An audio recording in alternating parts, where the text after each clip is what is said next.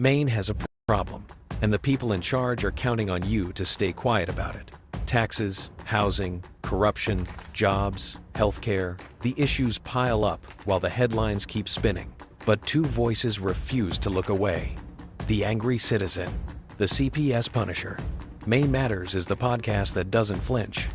Real talk, real accountability, no filters. The truth about your state starts here. Miles apart. Same state. Same corruption. Same silent majority still whispering, someone should do something. We're done whispering. Two names on opposite ends of the same Maine map. One built the weapon, one felt the trap. CPS Punisher grinding code in the dark. Angry citizen watching the system leave its mark. Same courts, same lies, same rubber stamp lies, same families shredded while the state looks wise. They count on distance, they count on fear. They count on us staying quiet year after year. Tired of the posts, tired of the sighs, tired of someone should while the children cry. Complaining is free, action costs blood, but silence is the only real flood.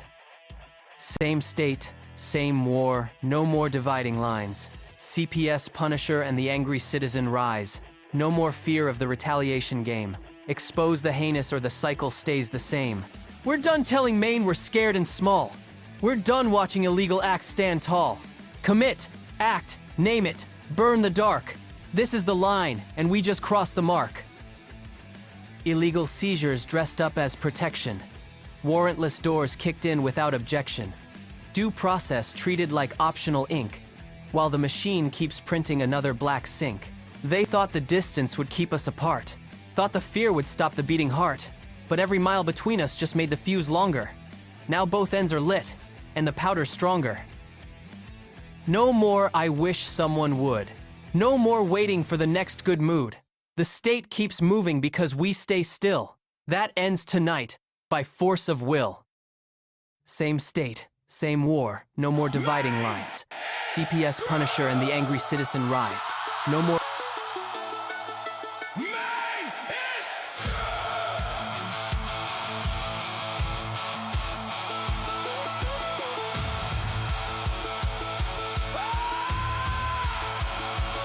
Well,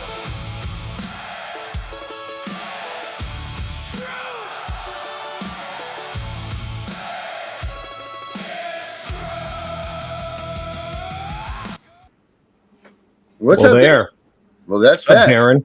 How are you, my friend? Angry Punisher. Angry Punisher. Does it say Angry Punisher today? Do I ever? No, do you know? I just Do you know? find that funny. Well, do you know what? I'm going to tell you this. Is the other night when we did that roundtable on Tiff and the Punisher show. Mm-hmm. Do you know what my name said underneath me for that? I don't know what your name said. What did it say? It said punish her. So it was the word punish space her. Somehow that got in there. So I was highly inappropriate for the guests that we had, but it went through and nobody noticed it. So that's cool. Can't take it back. No, Immortalized no. on the internet forever. Yeah. Yep. You know, and even if you edit it, it's going to say edited version. So, you know, Yep. people will know that there was a Well, mistake. I mean, we would like to see our traitorous governor punished. Yeah. So Yes, we I would. would like to see her in jail. Did you know that I was attempting to get her arrested? I don't know if I ever told you that. I thought that you were actively still attempting. I didn't know that you ever ceased in that. Oh, it's still on the table, and it's ironic that we, the people, ignore our lawful tools of resolution, which I heard early on when I started questing for knowledge. I found out that if any of the elected servants perjure their oaths, they literally are out of a job. Like as soon as they do it, according to our Constitution, their office is void. They're kicked out of office, but we don't enforce it. Right. See, and when I was attempting to gather enough support to initiate some lawful actions against her, you'd be surprised how much opposition I got. There are people out there that love her. They just love her. I had an impeach Mills sign, and I put it up in front of my house, and it got stolen. Well, that's because somebody loved the sign. I don't think that had anything to do with them showing their love for her. Okay. I think I'll take that. that's where I'm going to go with that one. All right. It's almost like you should have this sign in your yard right here. Well, I hadn't thought of that, Darren, but yeah, that makes sense. They saw it and they were like, "Man, I just have to have that sign." Yeah, it So, makes sense to me. That's yeah, the first thing that came to my head was like, your sign was so amazing that people want Mills out of office here, that they were like, I need to have people love tyranny. They love tyranny. They love being ruled, and they get very angry at you if you don't go along. Like they get really, really mad if you don't just submit to authority. And like that one time I went into the supermarket, and this was during the mask obsession, and I didn't wear a damn mask. I just went in the supermarket, and one of these dweebs working there started harassing me. You got to put on a mask. You have to put on a mask. They literally wouldn't let me check out. Did I ever tell you that? No, I did not. I was Yep. just looking to see if I had a mask available, because sometimes I do. I was going to put it on for some satire, but I think it's hilarious. There's one of the people that I met during the quest, and I interviewed him. I interviewed a bunch of people that were members of the SAG-AFTRA, the Screen Actors Guild, because they were all being told they had to accept the shot, the poisonous injection, and were blackballed if they refused. right. This guy's name is Chuck Slavin, and he actually ran for president of SAG-AFTRA. And I did an interview with him and a couple of other the people that were friends of his that are also in the acting profession. It's on my my YouTube and my BitChute channels. And Chuck put up a picture, and he had the actress, what's her name, Milano. Alyssa Milano. Alyssa Milano. Yeah, that's she was wearing the boss. She was wearing a crocheted mask, dude. I'm not even kidding you. Oh. She's in a picture. Very with a mask effective. over her Very, face, very effective. crocheted. Like, I don't even know what to do with these people. They love to be ruled. And again, they get mad as hell if you ask questions. I think I told you, I just was talking to someone the other day about viruses, and I asked questions. I just wanted to know the answers. He was talking about viruses cause disease, and I said, do they? Right. And a lot of people act like I'm an idiot for asking the question. Why is that dumb? Can you show me? I just want to know. If it's so obvious that you get to laugh at me for asking the question, it should be even easier to just show me the irrefutable proof. They can't. Yeah, because that's why they get mad. Right. They want to argue. They haven't asked these questions. They want to argue and fight. Yep. That's what they want to do. That's it. Have you heard of all the Medicare fraud or the Maine Care fraud that they have going on right now?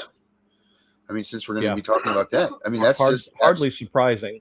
I mean, the system's ripe for corruption. It's just ripe. 40. Welcome sorry. to corruption. Didn't do that, Dana. Of the Sorry, week. my bad. But Nice. Since we're here, do you want to take a look at this? Yeah, by all means. All right. Since we're here, I didn't mean to even do this, but check this out.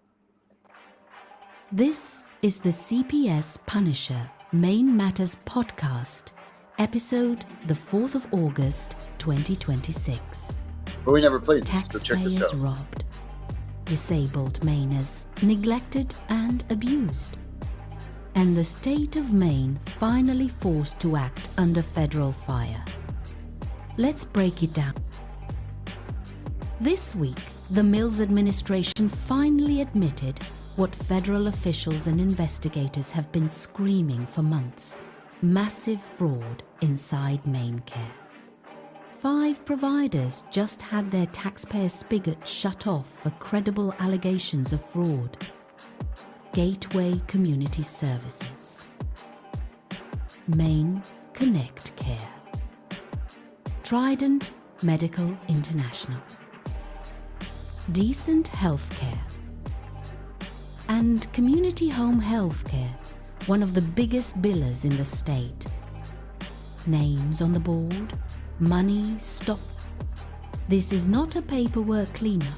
This is the first real crack in the dam. These are not clerical errors. DHHS letters obtained by investigators state the agencies billed for services that never happened.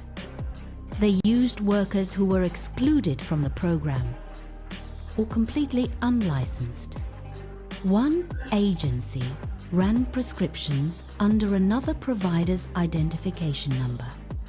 Background checks were skipped. Millions of dollars in questionable claims flowed out while the state looked the other way. This is textbook Medicaid fraud, and it ran for years. While the billers got rich, the people they were paid to care for lived in squalor and abuse. Federal auditors already flagged more than $45 million in improper payments for autism and rehabilitative services.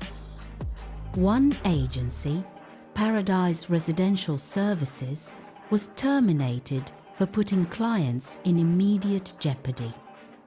Disabled Mainers sat in filth while the people billing the state for their care enjoyed luxury vehicles and lifestyles. Don't This give is not Augustine compassion. credit for sudden integrity. This is predation. This happened because the heat got too hot. The CMS administrator came to Maine in person. The vice president publicly called the state a fraud bronze medalist. Federal task Wow. force scrutiny and multiple audits piled up. Only then did the suspensions drop.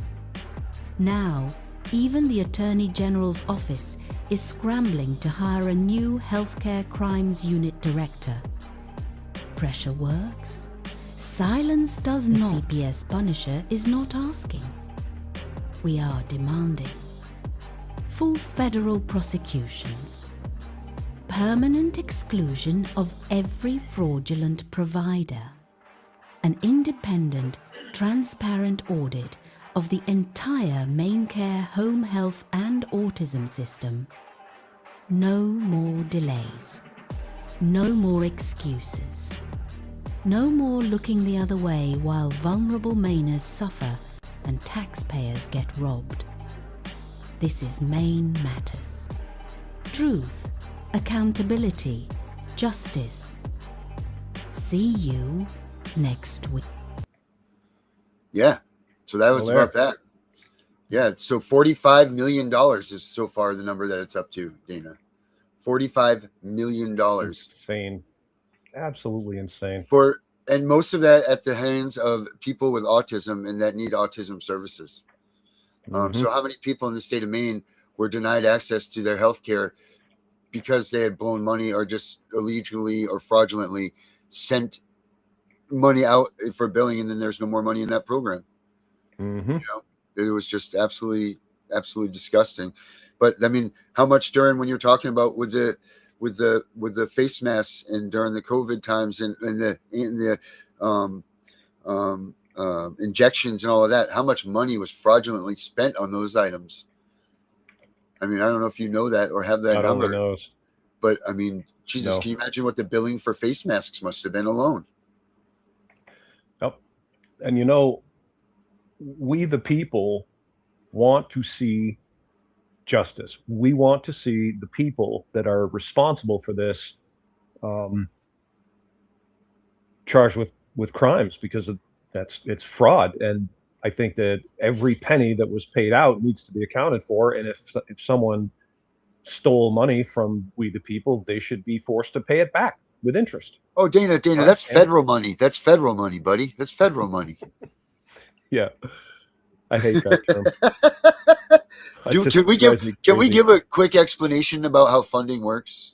Would you Please. mind doing that? Would you mind explaining to everybody how this works? Well, basically, if for those who are not familiar, and I think this is pretty much common sense, is they take taxes out of us. They send the taxes to these various irresponsible organizations. Then those organizations choose to use that money in some way. Some of it gets sent back to Maine for certain things. They call it federal funds, but it's taxpayer money. And I hate the fact that people keep using the term federal funds, federal funding, and acting as if somehow they're doing us a favor, sending us back our own money. Like, I take money from you, I take $50 out of your wallet, and then I give you back $10. And I say, here's $10, but I'm not going to give you the $10 if you don't do what I want. Because I know It's your best. money. But I mean, I some took of from it, you. right. And then, some of the things are challenged by the state and others aren't. But I think it's at the end of the day, no matter what is done and how things are working, in this state, it all goes right to agent number 1. This one right here in the top, right here above my head, Janet Mills. I mean, she's the boss, right? She's the boss. She's the one that controls all of this stuff. She's the beginning of the flow, and nobody besides you and maybe a handful of other Mainers have the gall to stand up against her. It's just scary, man. It's very scary. Well, and we're fragmented, Darren. You know, you and I have talked about this. Like when I first started trying to unite enough people into an angry coalition to do what we needed to do, I met lots of people, hundreds of people over the course of about a year, and numerous so-called patriot groups, and they will not work together.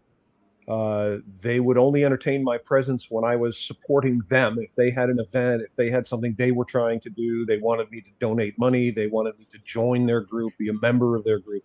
Yeah.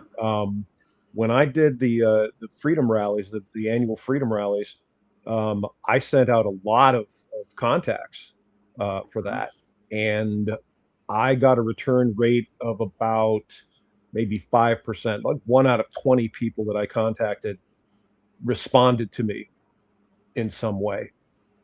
And we are never going to get anywhere if that's how it's going to be. We have to work together. We got to unite, and let's not worry about whose group gets credit or who gets fame and glory. Let's worry about getting it done, taking back our state from these criminals and holding all of them accountable, and send a loud message. You get these people arrested and thrown in jail and charged with fraud, and then fined. You know, we want our money back. And if you have to work the rest of your damn life and work 5 jobs to pay back the money you stole, that's what you're going to do. And imagine what would happen, the repercussions of that, right? Yeah. All the people thinking about shoving their hand into the till of taxpayer money would think twice about it, because they would know that there's a genuine risk that you will get caught and you will be punished, severely punished, as you richly deserve. But without a coalition, enough people working together, you know, we're swimming against the current. It can't happen unless we all get together. Like you said, you got to act. You know, it's easy to complain, Right. but you're complaining to the wind isn't going to help. You have to complain to the right people. You got to write letters. You make phone calls. You tell these people. Every one of us has elected servants that work for us, and you need to find out who they are. You can go right to the Maine government website, Maine state government website. You can get their information, phone numbers. Okay, I have a bunch of them right here on my phone, and they know me. When my name comes up, they know exactly who I am. You're not blocked yet? Well, I have pretty good relationships with them, you know. Oh, good. Because I maintain my decorum. You know, people say, you know, you're an angered guy, you come off angry, whatever. Well, you know, you can be angry and still be diplomatic. And that's where I go. And I'm factual too. You got to stick with the truth. Correct. So I call them and I say, hey, this is Dana, and I'm calling you about this issue. This is how I feel about it. This is what I expect out of you. And, you know, thank you for your time and attention. That we all did it. That would emerge very quickly that we all basically feel the same way. I don't know anyone that wants to have the government full of fraud and our tax money stolen. Right. Except the people doing it. Right. And then in which case it's, well, whatever. They're on the chopping block anyway. It's disgusting. And how do they feel? How is it that, how much does the governor make, do you think, Dana? Do you know that the governor of Maine makes about $70,000. No, I wonder what her net worth is. Good question. I don't know. Because what I want to know is, how do these politicians that make pennies on the dollar representing us, how do their bank accounts grow astronomically, especially while they're in office? It seems awful funny that a job that you're supposed to be devoted all this time with, and your salary all of a sudden is like, blah, blah, blah, or your net worth just continues to rise. I mean, that tells me that you're taking money from a special interest, or that tells me that there's a lot more going on than what meets the eyes. And I know that they drive up and down the road with the scare of God in them and all of this stuff. You know, the government officials, you know, the ones that are hunting the ICE people and all of that. But, you know, they're collecting dollars upon dollars upon dollars. But how are they doing that when they're salary based? Doesn't make any sense to me. Yeah. Well, I mean, we sort of know. I mean, it's pretty obvious. Like if you look at it on a national level, and you look at our senators and our congressmen uh, that go to Washington, and they're all millionaires, Yeah. and they're making, what is it, like 170, I think, grand a year, which in my world, that's a ton of money, but I guess for a lot of people, maybe it isn't. I don't Yeah. know, but Yeah. they're all millionaires, and they all Yeah. make money on stocks. Somehow they always know what stocks to buy when, um, and they arrange deals for themselves that they will, like, Barack Obama made some sort of deal with a book publisher, and when he got out of office, they gave him some giant amount of money to supposedly write his memoirs or something like that. It was ridiculously high, like $2 million or some ridiculous amount of money like that. They're always looking for ways to line their pockets, and they're good at it. They shouldn't be able to, um, Make money from other right. sources. Correct. Not while they're in I mean, office. I would agree with you. That's a controversial topic. It's been raised before, and it's been proposed by people that we should implement a system where when they're in office, they don't get to make money, like buying From and drawing from selling a system. stocks, Right. things like that. So, but I don't know. At the end of the day, I think we just need to elect the right people, and we need to lose our bias. Our biases are disturbing. The level of biases that we have are very disturbing. People align themselves with someone, and they vote for that person, and they praise that person, and then when that person starts doing things that are clearly not okay, the people that support them will not say, okay, you know what, maybe I made a mistake, right? Right. I thought Yep. this person was great, but then they did this thing, this clearly reprehensible Not thing, very or said right. this terrible thing, and I'm going to decry them. I'm going to condemn them for that because it was a terrible thing that they did or that they said, and we send them back. And this is in my opinion, largely a result of this idiotic two-party system. Mm-hmm. And people get married to this system. They just love it. All my life, for I'm 63 years old, and all my life I've heard people telling me, as soon as we get those Republicans in office, everything's going to be fixed. It's never happened. Never, ever, ever have we gotten Republicans in that office and controlling both houses, and a president who's a Republican, and had them cut all the outrageous fraud, waste, and corruption in our federal government. Never. They Right. just make it bigger. We're $40 trillion in debt, America. $40 trillion. It's like a Mm-hmm. joke. It really is. It's like you can't make up a number that's that big. It's sickening and disturbing. We keep sending them back, so we got to stop doing that. It says, let me see here. I'm pulling up this article on World Wire. It says that Maine, this Democrat. So it says, after serving as a legislator in Maine, Janet Mills, this Democratic Party official, became Maine's Attorney General. Janet Mills was born in Maine on December 30th, 47. Her second term as Attorney General of Maine was under the gubernatorial administration of Paul LePage. She attended the University of Massachusetts, Boston, and the University of Maine in Portland. Through her marriage to Stanley Kuklinski, she had 5 stepchildren. During this time in the Maine Senate, her brother, Republican Party politician Peter Mills, served. As an assistant attorney general, Janet prosecuted homicides and other major crimes. In a few years, she was elected district attorney for Androscoggin, Franklin, and Oxford counties, becoming the first female DA in New England. In that role, Janet witnessed firsthand how the criminal justice system frequently failed victims of domestic violence. After frustration with the legislature's failure to act, Janet co-founded the Maine Women's Lobby to advocate for battered and abused women. She was elected to the Maine House of Representatives in 2002. Now, Janet Mills' net worth or net income is estimated to be between $1 and $5 million. She has accumulated Nice. so much wealth from her primary career as a politician. So, I mean, I know that DAs don't make that much. For sure. So let's see. Did I tell you, Darren, did I ever tell you that I met her? No, you did not. Yeah, I met Janet Mills. So there was an event, I think it was at, what's the college? I'll think of it. It was a university Bowden? setting. Bowden? No. Anyway, doesn't matter. It UNE? was Bangor, I think. Oh, okay, up NESCOM, there. maybe at NESCOM. Okay. Anyway, so, and the conference was about addiction. And there were a bunch of people there. This was when Janet Mills was the Attorney General. And they had this panel with Janet Mills being one of these people. And they had a guy who was a reformed addict, a recovering addict. And they didn't let this guy talk. Like, he kept trying to talk and he kept getting cut off by other people.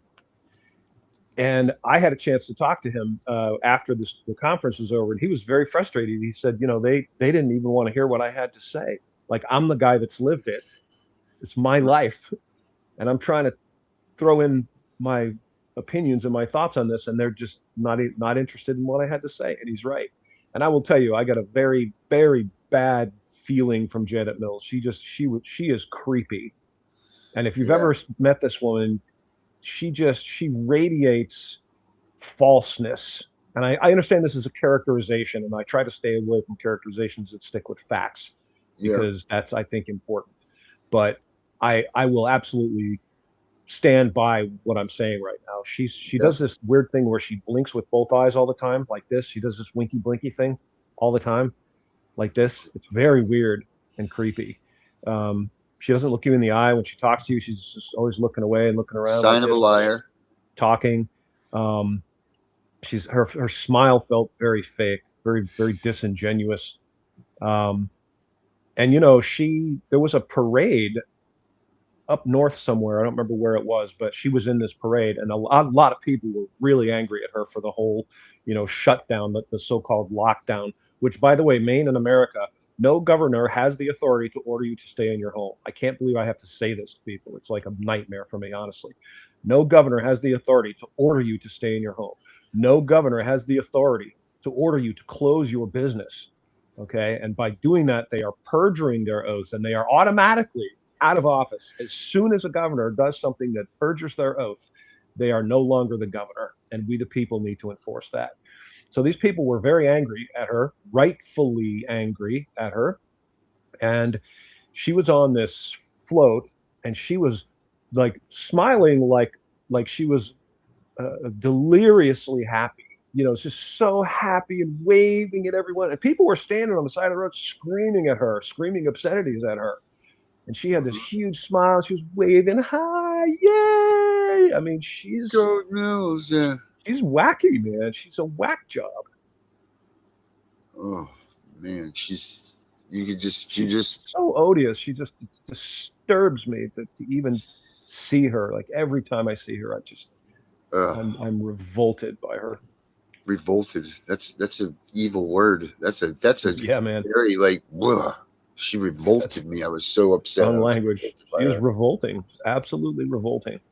Well, I mean, she just doesn't care. I mean, she's just, that Reddit article that I was just reading about her said right on it that she's a celebrity politician. That means that she's there to be more of a person. Fame and glory. Fame and glory than she is for doing the right thing for Maine. And she proves that over and over again. Yep. And I'm afraid that, she's out of this next election. So we're thankful that we don't get to see her again this time. This run around, but in Maine, can't she run again for governor after this next? She can, yeah. If she sits out one term, she gets to run again if she wants to. And it seems like that's what her and Paula Page do, right? Like, they bounce back and forth. Yes. So that they're going to control this entire state until the day that they die. That's the idea. Right. So and a fairly substantial number of our elected servants here, and our state level elected servants, have served a number of terms, and they've kind of made a career out of it, which, if you think about it, doesn't make sense, because it doesn't pay much money. Like, it's not a way to get rich. If you're just looking for the salary of it, it's not very satisfying. But it's not really about that. And a lot of the Democratic representatives, and again, I disdain labels. I hate partisan labels. I hate the fact that we are always using Republican, Democrat. Democrats did this, Republicans did that. Right. However, sometimes the shoe fits, and in this case, it does. And most of them are people who are independently wealthy. They're just doing this as kind of a hobby, you see. Right. So doesn't matter to them that it doesn't pay much money. and they are, unfortunately, they're not representing the people of Maine. They're not speaking and acting in our best interests. They're doing what the party wants them to do. It's an oligarchy. Right. It's terrible. Like you're seeing a lot of these people that are moving in from other states that they have a camp up on Moosehead or, something like that. So now they're fighting for their rights on their camps. Don't get me wrong. There's a difference between a camp and $1 million luxury place on the water. Right. Camp to me is a 2-bedroom, small little tiny place with a wood stove in it. It's got a broken down porch on it, with some screen on it that's half open.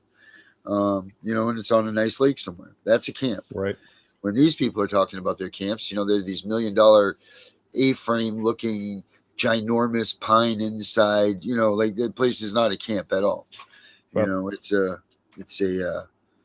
luxury retreat, luxury vacation home that, they're 30, kin can come up and stay at the same time and still have every place to go to the bathroom on time and, sleep everybody in there. Whereas if you're at camp with me, well, you better go outside if someone's in the bathroom. That's all I'm saying.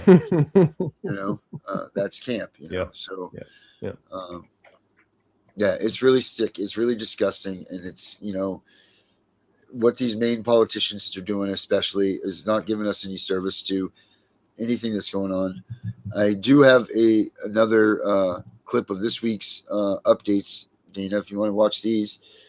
This one does involve this week's news stories. Let me see. Roll it. Here. Let's see. It does. The beginning of it does include the Medicaid fraud with the updated stuff. Let me put this on here. All right, cool. I want to point out too that all of us are still waiting for the Shenabello's investigation about how those 250 ballots got delivered to a residence in Maine by Amazon. Still waiting on that one. Yeah, well, I think you're going to keep waiting for that. But the elections are totally secure. They told us that, and they wouldn't lie. Let's see. My children. Erica's letting us know about her kids in her case. She must have learned something. Let's point that out real quick. Update now. My children will be moving from Wisconsin to Missouri to be with their father that backstabbed me to get there. So 2 of my children are going to be in Missouri, and my oldest is in Tennessee, splitting up the family. That's the CPS thing. That's what they do. That's rough. That's disgusting. They're supposed to keep the kids together and supposed to keep them near you. And actually, our update story does have a case from the state of Maine. That's this is just absolutely ridiculous that this has happened here again, Dana. Another kid up in your area actually has been left behind by the Maine welfare system. So let me roll this. Let me roll this video here. Let's see. Today is also my my middle son's birthday. I haven't seen him in 7 years, and he doesn't talk to me. So, well, happy birthday to him. Totally familiar with that. Yeah. Yep. Sucks. One day, yeah, it does. One day he'll realize how great of a father he has in the time that he missed with him. I hope so. That's will be what happens. That's typically what does. I don't know your entire situation with that, but I know that a lot of it has to do with not that type of stuff, and it's not on you. Yeah, I don't even know what I did, bro. He never even said at any point that I had done or said anything that he had a problem with. He just stopped talking to me right out of the blue. Doesn't it seem like there's a lot of that going on in this day and age with families just breaking apart for no reason? And I push that to this day and age, the hustle and bustle of how today is and how everything is, everything's so damn fast. We got to hurry. We got to do all this stuff. Everything's that way. And it's really too bad. Like if you do have a camp, do people even still go up to your camp? Like in the summer when it used to be family and everybody get together and, so on and so forth. And now it seems like all that stuff is gone, man. And it's really scary and it's sad that people are just so willing to drop their family in a moment's notice, and just for no reason, nor ever even to get the person to have a reason to speak back. I live it too, man. And it's really disgusting. But here's this week's news. $56 million in improper Medicaid payments. Maine's own auditors found it inside MaineCare. the state's Medicaid program. Providers kept billing. Regulators kept looking away. So the people did what Augusta wouldn't. 3,500 citizens signed on, demanding real inspections and escrow accounts for suspect payments. This week, the state finally opened the rulemaking door. Not because officials chose accountability, because citizens forced it. The Constitution doesn't ask government to police fraud, it demands it. If you live in Maine, submit your comment before the deadline closes. The people are not waiting anymore. A 10-year-old boy weighed 48 pounds when he died, starved, zip-tied, beaten, forced to sleep in a bathroom. His name was Braxton Smith of Bangor, Maine. His father pleaded guilty to murder, his mother and grandmother to manslaughter. This week, lawmakers unanimously ordered an investigation into how the system missed him. Did the state ever have contact with this family? Were reports missed? Did homeschooling hide the abuse? One senator asked the only question that matters. How was this allowed to happen?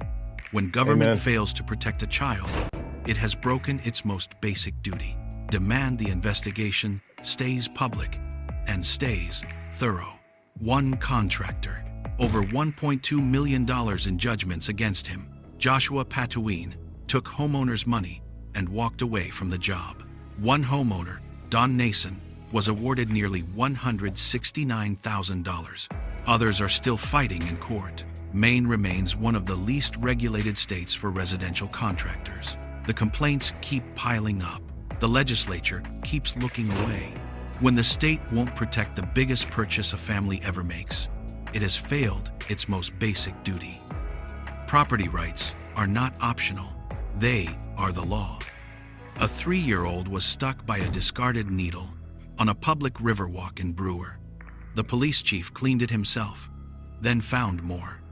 He refused to call it normal. He pointed to soft policies and needle programs that leave the danger behind. Add a police lieutenant accused of falsifying his own overtime. When accountability is selective, trust collapses. This week, Mainers signed petitions, forced investigations, demanded answers.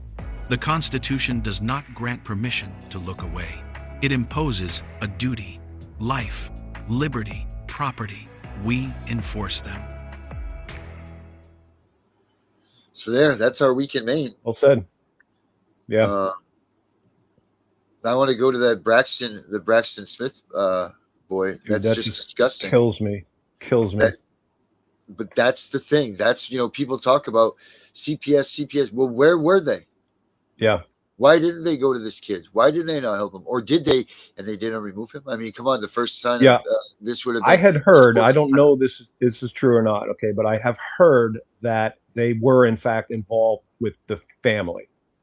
That they had some sort of reports about something and they were investigating or had investigated or something like that. I don't know. So I'd like to know if they were or not. I wouldn't be surprised. We both know they're very selective about what they do. Yep. Their enforcement seems very arbitrary, honestly, to me. Right. They just, Dana, there's the thing, and this is very sad, but they do pick and choose the kids that they take by adoptability. And if they do see a kid that was truly harmed and in these conditions, a lot of them just, we'll be back in a month or two and check on you, and that's it. And that's an unfortunate thing. That is very unfortunate, but that's part of the CPS game that's wrong, and that's why we need to get. I mean, I know that Maine just privatized it, put them out on their own, which makes it harder to have the oversight that they need. But as Mainers, we got to start pushing for our families, and not for more kids being taken, but more kids being taken care of instead, because they're not doing that. They're not doing that here in the state. They're not paying attention to it. They're not paying attention to any of the topics that the Mainers themselves are crying out about. I mean, it's just not happening. I mean, I don't know what's going on up in your neck of the woods, but it seems like a hell of a lot. We're down here in southern Maine where, we get the police corruption and all of that stuff. But it seems like maybe when people speak down here, they answer. But it seems like up there, when you go past Lewiston, it's like the Wild West. You know what I mean? And Maine's not listening. Yeah, well, it's rural. It makes it harder when there's so, few people um, in an area, and because the more people that speak out, the more they listen. It's just a fact. And so you have a sparse population. It's easier to get away with fraud and corruption. It's a tough nut to crack. But at the end of the day, it's the same thing. The solution is the same. The solution is we have to get involved. All of us have to get involved. And we got to stop worrying about whether it's a Republican or a Democrat, or whether they're black or white, or whether they're from Somalia or Lithuania. It doesn't matter. It just matters that they are doing bad Right. things. They need to be held accountable. The standard is very, very plain. Well, there's one thing. That's why I do, and I don't think it's ever been said directly. I don't know if it has or not. Maybe I missed it. But I'm pretty sure that's why Trump wears that purple tie. Have you ever noticed that? That Trump wears a purple tie? I'm pretty sure that's why. Well, red and blue makes purple. Oh, well, it could be. So I don't know. I mean, maybe we should, and if it doesn't, if that's not why, maybe we should start that position of get rid of the red and blue. Everything's purple. We're all red, white, blue. Something along those lines, because we need to stop the designation of your political party needs to be disbanded. That needs to stop. Like we need to realize that we are all Americans, period. Yes, that's what I'm saying. Constitutional Americans. That's you right. Want the Constitution to be in effect, or you would like to see it not be in effect. And I don't see why anyone would not want the Constitution to be in effect. It doesn't make any sense unless you like corruption. Yeah. And we got to make this clear again, Dana. What is the purpose of the Constitution again? And the Constitution is designed to let all of us, we the people, know what our rights are so that we can hold our government accountable. In other words, it doesn't give us rights. It tells us what they are so that we can keep the government in check. Right, because the government's just here to be a representation of us. Right. Yeah. They don't get to make these serve decisions. Us. Right. Government by the people, for the people. And if you look at how things go, when there's an election, what happens? Someone gets elected to an office, and what do? They immediately start doing what they want to do, right? Yeah. They don't necessarily do what we want them to do, or we wouldn't be $40 trillion in debt, and we wouldn't be sending billions and billions and billions of dollars off to foreign nations like Israel. Like all of you listening right now, how much money you have in the bank account that you'd like to send off to the government of Israel, right? It's absurd. They do what they want. And then we don't hold them accountable. And that's because most of us say, well, at least it's not as bad as it would be if that other person was in office. And we go around. But that's no answer, right? That's no answer. Yeah, exactly. Exactly. And then when someone runs who really should get elected, we won't elect them. We won't vote for them because we're told they can't win because the two-party system tells us you can't vote for someone other than the lesser of two evils. Evil A and evil B, the douche and the turd sandwich.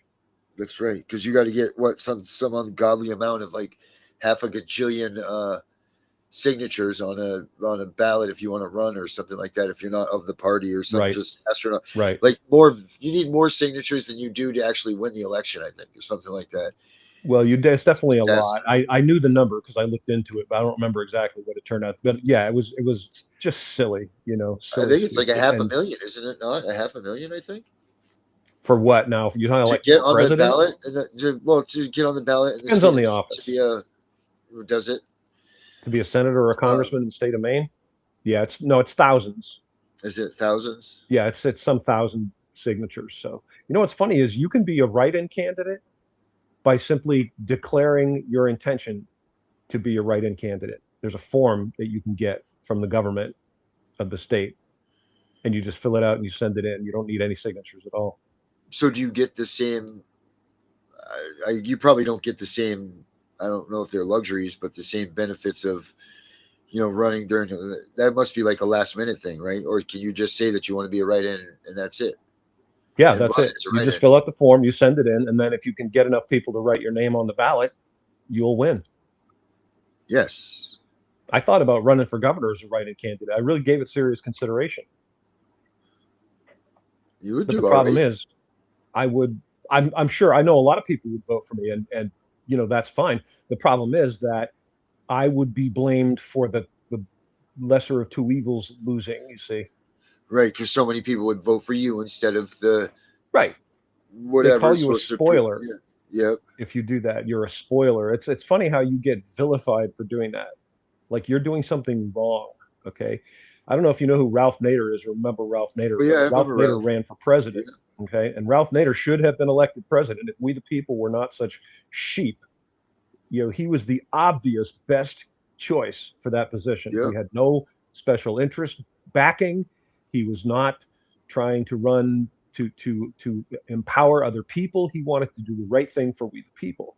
And he was barred from the presidential debate. They threatened to arrest him. This is all in a Yep. documentary, and it's a Yep. fantastic documentary.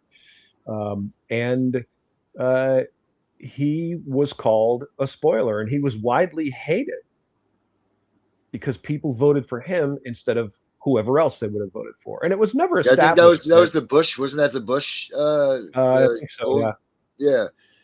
yeah. And they did the same thing to Ross Perot too. Remember Ross Perot did that same Yeah. thing. And I mean, I thought Ross Perot was kind of a nut job, but I applaud the guy for getting in there and at least saying, "Hey, I'm going to do this." And given that his stated reasons were good reasons, like whatever. Well, But Ross yeah, Perot was the if beginner you of the are Green Party, right? Wasn't that that was he the pushing of the no, Green that Party? was Jonathan someone or other. Anyway, it doesn't matter. The point is Yeah. that if you run, if you're not in their little group and you run, you will be hated. They Yep. will absolutely hate you. And when you And live in a people wouldn't state vote of for 3 me million because people, they're convinced that they have to vote for the lesser of two evils. right? So When you who's live this in a Maine state of guy? 3 million, I'm when you live in a state of 3 know him. million people, oh, sorry, man. Well, you don't want to be the most hated in the state of 3 million people. Yeah, I've already earned my share of hate, as you know. We've discussed that. Right. Yes. You definitely do your due diligence of noise making, but like but there's a right and wrong, like to do the right thing. When did the right thing become a hateable offense? Because it is now, just like you said. Yeah. Now it is. I mean, we have this little ticker here of the people that are going by, and I'm looking at. Do you remember the last time that? Let's put it this way: Susan Collins wasn't a senator. No, and she said supposedly that she was going to only serve 2 terms when she first ran. That's what I'm told. Yeah, and that was back in what, like 1983 or something. Yeah, many years ago. Yeah. And then you have Angus King, our former governor, who dipped down, and now he's a career politician with the Independents. Yep. And then who's the other one that we have? I really, really despise Angus King. I do too. Who is our other? We have one more, right? Don't we have one more representative? Or no, it's just them two. Yeah, well, right now they're for Senate. Right, and then who's the House of Representatives people for the state? I couldn't tell you off the top of my head. Is Mark Lawrence one, or is he a state one? I don't know if he's a. Well, I mean, we could look it up, but it doesn't matter. The point is, they're career politicians. We elect them, we send them back. They do terrible things, and we send them back again. And it's like, it's bad enough that we don't punish them for doing the bad things. It's way worse that we would literally reward them for being douchebags. Yep, give them some money and a little license plate and a car and a little note in the window that says they can park wherever they would like. Yep. Off they go and run away they do. Taking away the state's money and everything else, Yeah. I don't know if I ever told you that I met Paul LePage. So I didn't like Paul LePage when I first became aware of him. And I had occasion to meet him and talk to him. Comes off a lot better in person. But he complained about this in a manner of saying basically he thought that a fairly substantial number of the people that are state elected servants do it just for the license plate. He's probably right.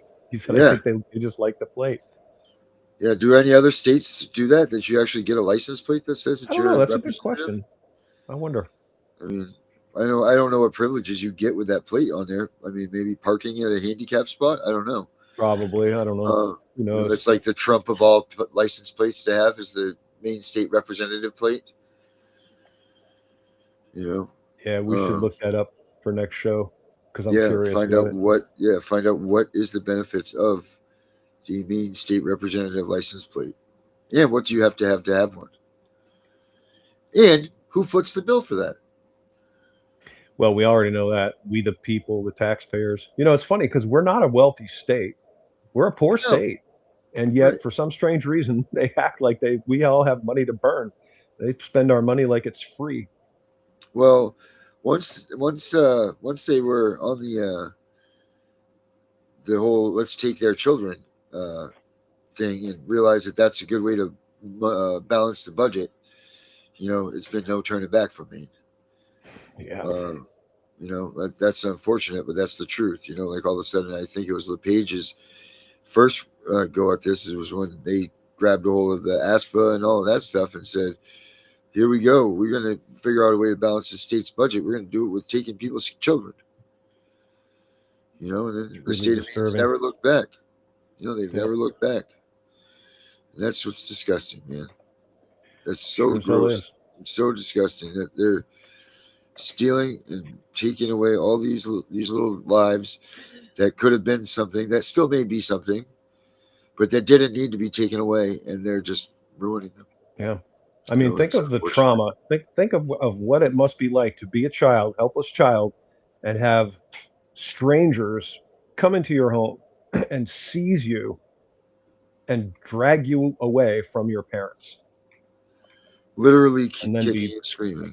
Thrown in with some random stranger who may or may not be a decent human being. It's profoundly disturbing to me that we would tolerate this. Yeah, but we know they know better. The caseworkers that just graduated from high school, that have never been a parent, and making these decisions for the parents of Maine. They know better. They know what's better for these kids than their own parents.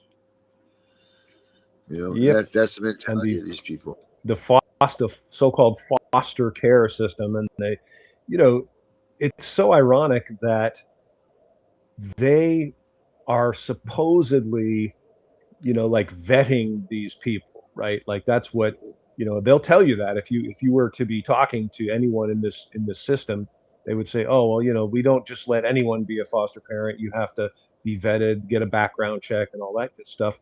And yet the children somehow still get abused. Like you're literally failing at the task that you claim that you're better at than the parents, because you claim that the parents are abusing the kid, and then you're abusing the kid by placing them with people that are abusive and to some degree, and potentially even to a very high degree. I mean, I can't imagine what that poor little boy went through, who was starved, zip tied. It's just like, it's so far beyond an occasional slap or something like that. It's sadistic and systemic. I can imagine what his life must have been like. Must have been a terrible, terrible, terrible thing, man. And it's too bad that the system that's supposed to represent him and save him failed. Mm-hmm. And I hope that these people are now making enough noise, because I know that they even sued them last year?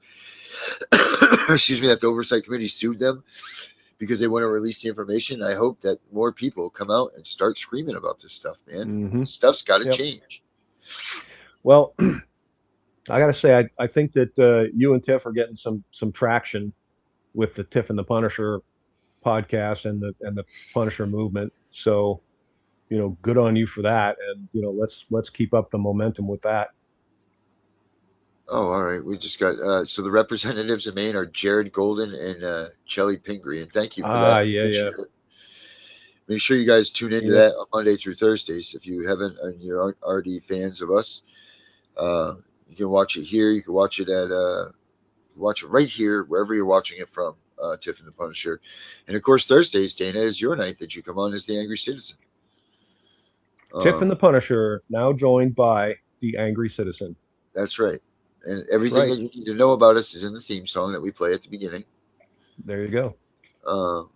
So if you guys need to know that, that's there. And then Friday nights we're here. Saturday nights we have Henry coming on to do his Equal and the Same, which is the ADA shows. And then Sunday night we have Gunner for CPS, which is Gunner's show. And tonight, this Sunday, he's actually coming out and addressing the 8 constitutional questions that he's giving to the federal judge in his lawsuit. So that should be exciting. We're getting answers. Gunner's getting answers. We're making things happen. Got to hold them accountable, folks. That's what we got to do. Hold them accountable. And if you want to see other stuff by Dana during the week, how do they see you again, Dana? I am on YouTube as The Angry Citizen, and I have a BitChute channel, and I just started a Rumble. I haven't been doing much with it, and I have some big plans. I'm going to be writing some letters and creating some petitions, and I'm going to be asking basically everyone in Maine and everyone in America to echo my words, because I think, honestly, most people agree with me on my opinions and thoughts about holding government accountable. So we can. Yep, and we will, because we are the people. That's what I'm saying. Yeah. We just need people like you to get us there. Get out there, get promoting the affidavit, get reporting, pushing all of these things. I saw something today. I know we're getting ready to be up on our time here, but I saw something today that someone was talking about the affidavit, and they were talking about that you have to make sure that you submit it into the right filing if you submit it into your court files. Do you know anything about that, Dana? No, because my experience with the entire affidavit process, I have never, ever seen one rebutted, or I've never seen an occasion when it actually had to be used in court.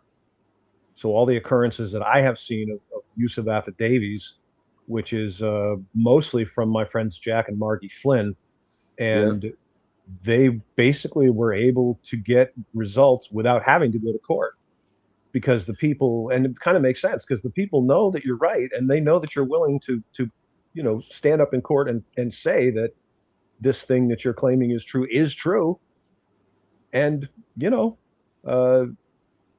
dare to go to court.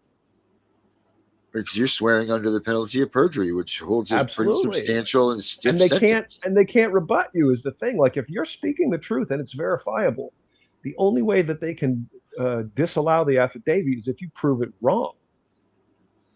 Right. So if they can't prove you wrong, they don't have a leg to stand on. Right. And if they do lie about it, what happens to them? Well, then they can be charged with perjury. So, and that's serious, man. Perjury is a very serious crime. Lewis says there's always have been denied. Well, Louis, we'll have to talk about that and see why your affidavits are being denied. There's a reason, or there's something wrong there, because they're not supposed to be. What does he mean by denied? Like, what do you mean? Like, they're refusing to accept them in the court system? Let's see if he gives us an answer on that one. Yeah, I'm curious about what specifically you mean.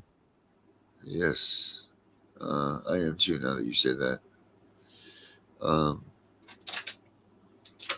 Well, he'll write it up there in a second. I mean, we got to all remember the courts are largely, if not entirely, corrupt, and they're going to use whatever tactics they can. They will do literally anything that they think they can get away with, and an affidavit is especially repugnant to them, because that is a sworn statement of fact made under penalty of perjury, and it tells them that you mean business, that you know what you're doing, and you're not messing around. You mean business. Well, it's a year in jail, right? A year in jail and a really hefty fine. Is it not? If you I don't know off the top of my head. It is jail time. Yes, perjury is a jailable offense for sure. Let me look that up real quick here. If you lie on an affidavit, what happens to you? What the penalty is for that? While we wait for Louis to, he said, okay, Louis, very nice. Yes, they've very vague, Louis, very, very vague. But if they're denying your affidavit, there's a problem. So we could talk about that. Figure out what the hell you really mean. Yeah, that's another discussion. We should definitely have that though too, and I'll do a little more research into it. Right. Let's see here. See if I can help you out. What happens if you lie on an Affidavit. Drum roll. Lying on affidavit, a written statement signed under oath or penalty of perjury, is a serious legal offense. It can lead to criminal charges of perjury, steep fines, loss of credibility in court, and potential imprisonment. Perjury, because an affidavit is a sworn legal document, a deliberate lie on it is legally classified as perjury. Fines and jail time, depending on how severe the lie is and the laws of your state or country. Perjury can be treated as a felony or a misdemeanor. Carrying potential prison time and heavy financial penalties. With a civil case, it goes to loss of credibility. If the judge or jury discovers you lied, you will lose all trust. The court may completely discount your testimony. Losing the case, a false statement can cause you to lose your case. The judge can order you to pay the other side's legal fees or face other civil penalties for fraud. There you go. So, yeah, it's a big deal. And that's why they don't want, if you're speaking the truth and you're exposing corruption, they are going to do whatever they can to keep that out of court. They do not want that entered into the court because it will be then a matter of record. And if you are lying about exposing corruption, stop doing it. Don't make us all look like frauds like yourselves. Please don't do this. If you're going to go and try to expose corruption, tell the goddamn truth. Don't sugarcoat it. Don't try to change a detail here and there. Tell the damn truth, because if you're going to lie, it's important. You're going to be just as corrupt as them, and you're going to make us that are really out here fighting this stuff look like a joke to them. So please make sure, if you guys are going to go up against that stuff, that you do hold the truth and hold your own irons in the fire, and make sure that the ones of us that are fighting too aren't looked at as chumps, you know. Amen. So, amen to that. Well, Dana. All right. We're done here for the day, I think. How do you feel about that? Good show. I'm feeling good. I think we're finally getting some traction. I think we might actually, I might actually live yet to see some of these people held accountable and put in jail where they belong. Awesome. Excellent, everybody. Well, thank you all so much for joining us. We'll be back next Friday for Maine Net. Have a good one, guys. I'm just as shocked as you are. I believe the president has learned his lesson. I would vote for him again, yes. I've been named the most bipartisan member year after year. I'm worried. I gotta stop this for a minute. So hold on a minute. Same state. And I'll bring Dana out for this. Dana, I had run this song last week, and you said, "What was this all about?" Yes. So this is comments all made by politicians from the state of Maine. So everything that's going through here are all different verses from, from quotes. Janet Mills, from quotes from different politicians, various politicians throughout the state of Maine. So that's what these words are. But now I need to change that, so I'm going to play this one instead. So have a good weekend, everybody. We'll catch you all next week. Until then. Thanks for watching, everyone.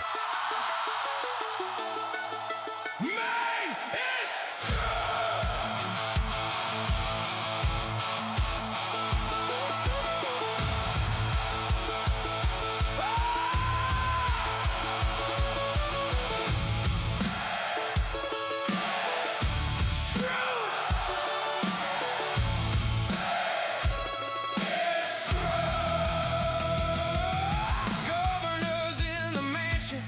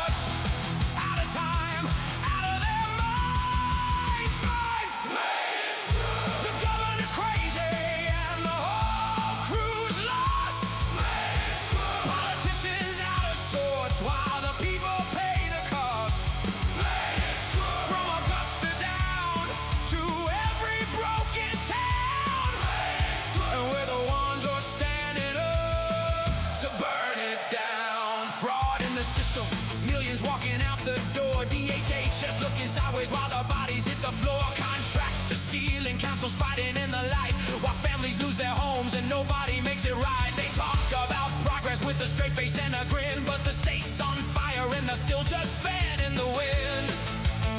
Whoa, we found a federal case, they're still denying every claim. Same old machine, same old lies, same old dirty game. They lost the plot, they lost the map, they sold the future for a photo. Out of touch, out of time, out of their minds. Maine is screwed. The governor's crazy and the whole crew's lost. Maine is screwed. Politicians out of sorts while the people pay the cost. Maine is screwed. From Augusta down to every broken town. Maine is screwed. And we're the ones who's standing up to burn it down. They thought we'd stay quiet, they thought we'd just comply, but every